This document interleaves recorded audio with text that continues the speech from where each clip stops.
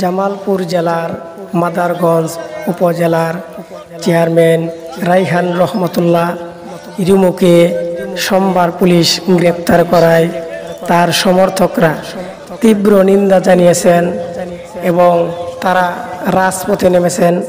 যতক্ষণ পর্যন্ত তাকে মুক্তি না দেওয়া হবে ততক্ষণ পর্যন্ত তারা আন্দোলন চালিয়ে যাবে বলেছেন তার সমর্থকরা।